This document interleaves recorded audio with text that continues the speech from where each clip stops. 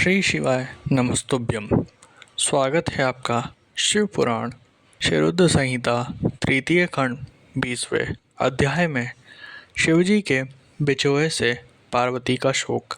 ब्रह्मा जी कहते हैं, नारद, जब भगवान शिव ने अपना तीसरा नेत्र खोलकर उसकी अग्नि से कामदेव को भस्म कर दिया, तब मैंने उस क्रोधाग्नि से भयभीत देवताओं सहित सभी प्राणियों को भय से मुक्त कराने के लिए उस अग्नि को शिव की आज्ञा से पकड़ लिया और उसे लेकर मैं समुद्र तट की ओर चल पड़ा। समुद्र को उस क्रोधाग्नि को सौंपकर मैं वापस अपने धाम लौट गया।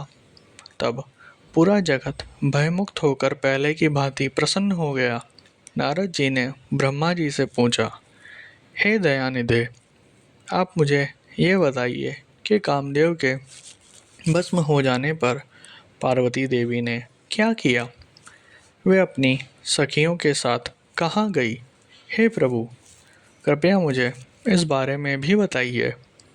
नारद जी के यह वचन सुनकर ब्रह्मा जी बोले, भगवान शंकर के तीसरे नेत्र से उत्पन्न अग्नि ने जब कामदेव को जलाकर भस्म कर दिया, तब पूरा आकाश गूंजने लगा। ये दृश्य देखकर देवी पार्वती और उनकी सखियां डरकर अपने घर को चली गई। वहां पहुंचकर पार्वती जी ने सारा हाल अपने माता पिता को बताया, जिसे सुनकर उन्हें बड़ा आश्चर्य हुआ। मैं अपनी पुत्री को विह्वल देखकर हिमालय को बहुत दुख हुआ। हिमालय ने पार्वती के आंसुओं को पोंछकर कहा, पार्वती, डरो मत और रो मत। तब हिमालय ने अपनी पुत्री को अनेकों प्रकार से सांत्वना दी। कामदेव को भस्म करने के उपरांत शिवजी वहां से अंतर्ध्यान हो गए। तब शिवजी को वहां न पाकर पार्वती व्याकुल हो गई।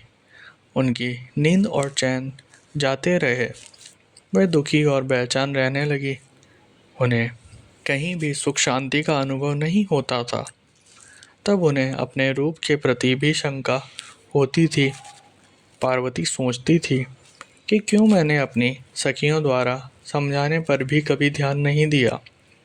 देवी पार्वती सोते जागते, खाते पीते, नहाते धोते, चलते फिरते और अपनी सखियों के साथ होते हुए भी सिर्फ महादेव जी का ही ध्यान और चिंतन करती थी। इस प्रकार उनका मन शिवजी के बिछोह की वेदना सहन नहीं कर पा रहा था।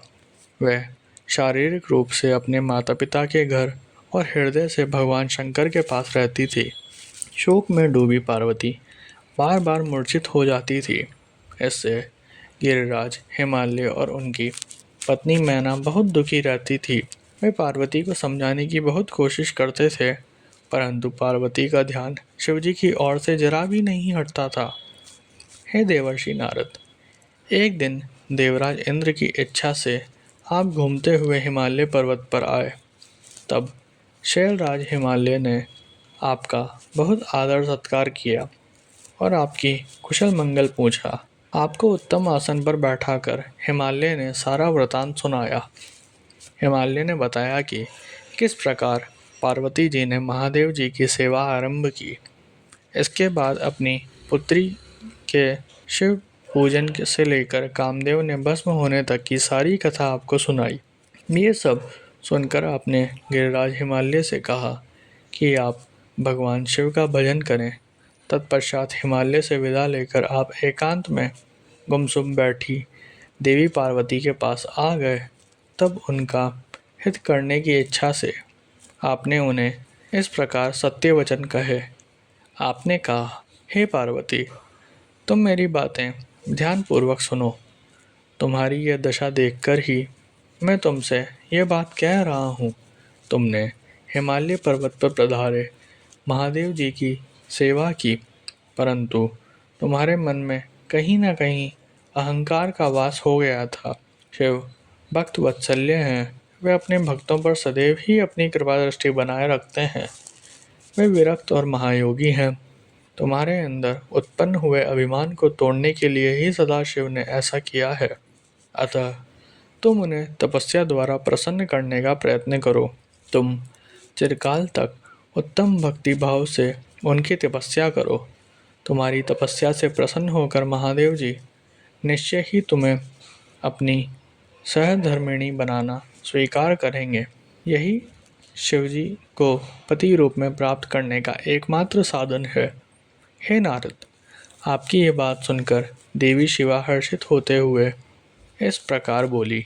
हे मुनिश्रेष्ठ, आप सब कुछ जानने वाले तथा इस जगत का उपकार करने वाले हैं, अतः आप शिवजी की आराधना के लिए मुझे कोई मंत्र प्रदान करें। तब आपने पार्वती को पंचाक्षर शिव मंत्र ओम नमः शिवाय का विधि पूर्वक उपदेश दिया। इसके प्रभाव का वर्णन करते हुए आपने कहा, यह मंत्र सब मंत्रों का राजा है और सभी कामनाओं को पूरा करने वाला है।